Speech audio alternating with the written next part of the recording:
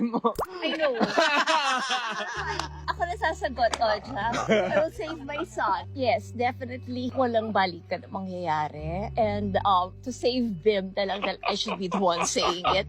Siguro kasi February yun. So March, April, May, June, pa July na tayo. So magpa 5 months na yan. Ang tagal na nun, Oji. Kasi para wala pa na lang ng tao, nagkalabuan na magmula November.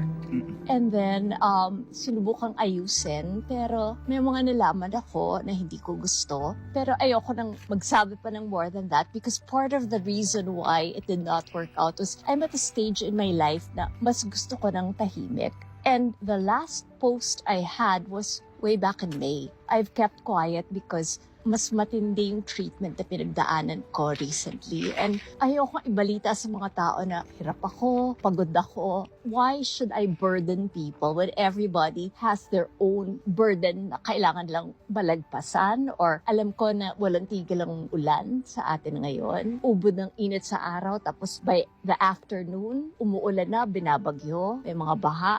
And thank you sa lahat ng mga nagdadasal for me, pero ayokong pabigatin ang dala nila. Let's keep it na positive na, yes, gumagaling ako, pero as I told you earlier, may mga natamaan na blood vessels. So, kailangan ko pang magpalakas. Pero because you're you, and I love you, so I can reveal to everybody na hopefully, sa last quarter ng taon, bago magpasko, I'll be back in the Philippines. And it just really depends kasi may pagdadaanan ako mga test. Isa doon yung MRI with contrast dye. Doon ako natatakot. Kasi yun yung test na hihiga ka, papasok ka, tapos pero parang malaking machine na gano'n, tapos maingay siya. Kahit bigyan ka ng noise cancellation, maririnig mo pa rin and you're there for close to 1 hour. Pero merong isushoot sa'yo na may kulay yung dye, tapos sa buong katawan mo dadaan yan. May fear ako kasi the last time I had that done was way back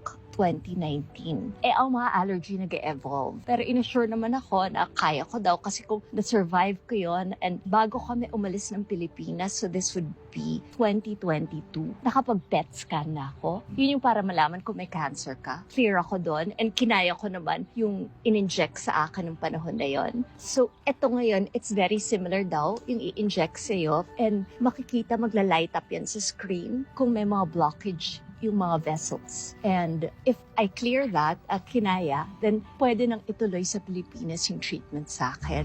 May mga gamot doon na hindi available dun sa mga binibigay sa akin ngayon. Wala sa atin. Pero pwede naman daw na there are 3 hospitals in the Philippines na pwedeng mag-import ng gamot, except that the requirement is kailangan ang magbibigay sa akin is a rheumatoid specialist. Yun yung para sa mga kagaya ng masakit ko na I think pag autoimmune kasi, alam na ng lahat na it can never be cured. Pero pwede kang mag-remission. In other words, pwedeng mabawasan yung mga symptoms. Pero forever nandun. And then, so it's either a rheumatoid specialist, an anesthesiologist,